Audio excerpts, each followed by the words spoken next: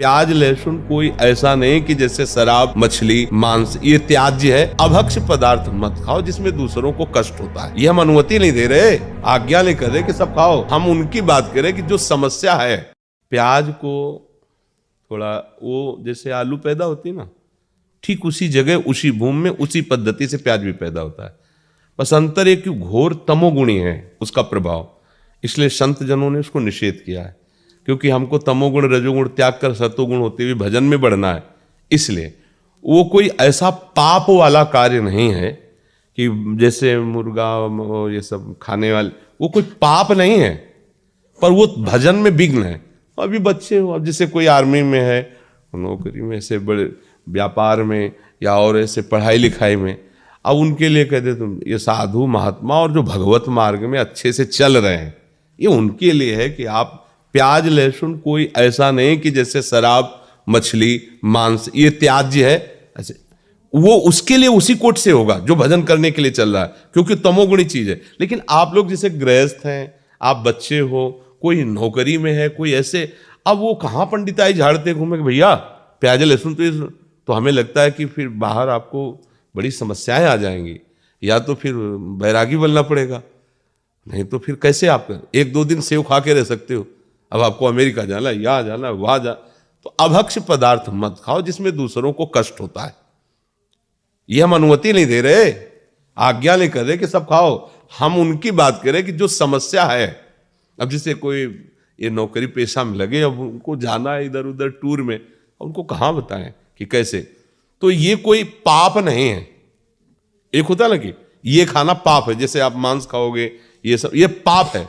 ये पाप नहीं, पर तमोगुण है, ये भजन का विरोधी भाव पैदा करेगा, इसलिए इसको मना किया जाता है। तो अभी तुम बच्चे हो, ना खाओ, अच्छा है, आदत मत बिगाड़ो, पर आप गए हो, सब पा रहे हो, तुम भूखे बैठे रहो, तो हमें लगता है कि अभी बच्चे हो, ये आपके लिए शायद है कि ऐसा ठीक ना रहे। ठीक है, क्योंकि अब मान लो 2 दिन के लिए गए, 3 दिन के लिए, अब सब पा रहे हैं, तुम बैठे देख रहे हो, तो कैसे रह पाओगे। थोड़ा और सयाने हो जाओ, फिर ये निष्ठा बन जाए, कभी मत पाना। एक दिन उपवास भी कर सकते हो, फलाद भी खा के रह सकते हो, पर वो देखो जिस मार्ग में चले उसमें थोड़ा सा समझ के चले। अब जैसे मान लो गृहस्थी में हो, अब परिवार के कई लोग प्याज लहसुन खाते हैं, अब आप वहाँ अपनी भक्ति का आरोप उनके ऊपर थोपोगे, नहीं बनेगा हमारे घर। हम नहीं कहते, भक्ति विरोध या झगड़ा नहीं करवाती। अपने घर में जो बनाने वाले हैं उनसे प्रार्थना कर दे कि आप सबके लिए जैसा बनाइए। हम अपनी श्री जी के लिए चाहते हैं, अगर आप बना सको तो थोड़ा बिना प्याज लहसुन का अलग पात्र में छोंक दो, रोटी वही दे दो, हम भोग लगा पा। राधा राधा राधा। झगड़ा कलह अशांति ये सब ठीक नहीं है। भक्ति तो बहुत राक्षसों के बीच में रहकर भक्ति कर रहे हैं विभीषण जी, आसपास जहाँ जिंदा आदमियों का मांस खाने वाले नरभक्षी राक्षस, ऐसे जिंदा, जैसे अपने लोग ककड़ी खीरा खाते ना, ऐसे वहाँ रांधने की जरूरत नहीं, ऐसे जिंदा गाय भैंसा ऐसे खाते हो। और एक एक नहीं कि एक भैंसे में हो गया, वो तो सो रहे थे। कुंभकर्ण जी अगर रोज जगे रहे तो सृष्टि खत्म कर दिया ऐसे खाने वाले, और उनके बीच में रह के भजन कहते हमारे भजन का वातावरण ठीक नहीं। अब देखो भजन का वातावरण अगर कुटिया से बाहर विभीषण निकले तो बताओ, आसुरी प्रवृत्ति का बोल वाला है लंका में, केवल आसुरी प्रवृत्ति का, लेकिन वहां रह करके राम भक्ति ऐसी कर रहे हैं, भगवान कह रहे तुम सरीखे संत प्रेम हो रहे। तो अभी आप, हमें लगता है इस बात पे ना हट करना। भगवान श्री कृष्ण जी की गीता आपको एक सफल इंसान बना देगी। कृपा करके इस वीडियो को पूरा देखिए। कुछ ही लोग इस दुनिया में सफल क्यों होते हैं, मैं आपको बताना चाहूंगा आज एक सीक्रेट, जिसने मुझे जिंदगी में सफल बनाया, और वो कुछ खास नहीं है, और वो एक ही है, मेरे पीछे। मेरी सफलता का राज मेरे पीछे है, और वो है मेरी सबसे प्रिय चीज। और ये भगवत गीता जिसने मेरे जीवन को सफल बनाया, ये वही भगवत गीता है जिसके कारण आज मैं बहुत सफल हूँ। लगभग 18 बरस पहले जब मैंने मेरे जीवन में एक किताब पढ़ी, उसने मेरा पूरा जीवन बदल दिया था। ये मेरी लाइफ का टर्निंग पॉइंट था ये बुक। इस दुनिया में जितने लोग अमीर और कामयाब बने हैं, उन्होंने किताबें पढ़ी। गीता जी में भी यही बताया गया है कि लाइफ कैसे जीना है, माइंडसेट कैसा होना चाहिए। तो एक्चुअली शास्त्र आपको जीवन जीना मैं भी आपसे निवेदन करती हूँ, सभी को गीता अध्ययन करना चाहिए। गीता में ऐसे ऐसी बातें बताया गया है, आप जीवन में कितने बड़े संकट में क्यों ना हो, आपके सामने कैसा अवस्था बन जाए, कैसा भी अवस्था आपके सामने बन जाए, कितने बड़े संकट में आप हो, अगर गीता अध्ययन करोगे आप हर प्रकार के संकट से बच करके बाहर निकलने का सूत्र गीता आपको बताती है। इसलिए गीता सभी को पढ़ना चाहिए। आज मैं जिस बुक की बात करने वाला हूं, जिस किताब की बात करने वाला हूं, वो आपको पढ़नी इतनी जरूरी है कि हम कहते हैं ना कि मरने से पहले कुछ काम अधूरे नहीं रहने चाहिए जीवन में, उसी तरह से ये किताब आपसे मिस नहीं होनी चाहिए। लेकिन मेरा दावा है कि अगर हम गीता पढ़कर उसके अनुसार जिंदगी जीना शुरू करें तो कभी डिप्रेशन में हम नहीं आएंगे और डिप्रेशन का बड़े से बड़ा मरीज गीता सार के साथ ठीक हो सकता। अगर आप भगवत गीता पढ़ते हैं, भगवान का नाम लेते हैं, तो आप में तेज आता है। तो इसीलिए हमें तेज नहीं बनना है, हमें तेजस्वी बनना है, और भगवत गीता हमें तेजस्वी बनाती है। क्योंकि आज हमने भगवत गीता को किनारे किया है, इसलिए घर घर में डिवोर्स हो रहे हैं। आज इंडिया के अंदर डिवोर्स रेट 14% हो रखा है, और ये आगे बढ़े जा रहा है। Why? Because we are ignoring Bhagavad Gita. आज हमारे यूथ सुसाइड कर रहा है। By 2025 India would be world's number 1 country for suicide cases among the teenagers and youngsters as per Reader's Digest by 2025। ये क्या हो रहा है भाई? पर इसलिए हो रहा है because we are ignoring Bhagavad Gita.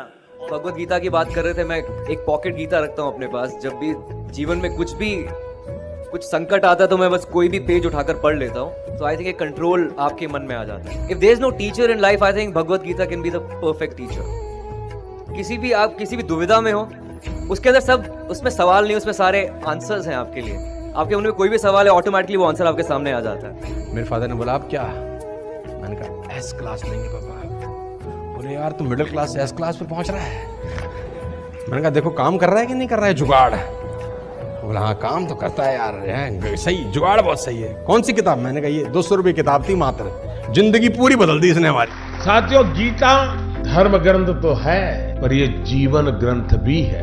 हम किसी भी देश के हो, किसी भी पंथ के मानने वाले हो, पर हर दिन समस्याएं घेरती रहती हैं। हम जब भी वीर अर्जुन की तरह अनिर्णय के दोहराए पर खड़े होते हैं तो श्रीमद् भगवत गीता हमें सेवा और समर्पण के रास्ते इन समस्याओं के हल दिखाती है। अगर आप एक विद्यार्थी हैं और अनिर्णय की स्थिति में है, आप किसी देश के राष्ट्राध्यक्ष हैं या फिर मोक्ष की कामना रखने वाले आप योगी हैं, आपको अपने हर प्रश्न का उत्तर श्रीमद् भगवत गीता में मिल जाएगा। मैं तो मानता हूं कि गीता मानव जीवन की सबसे बड़ी मैनुअल बुक है। जीवन की हर समस्या का हल गीता में कहीं न कहीं मिल जाता है।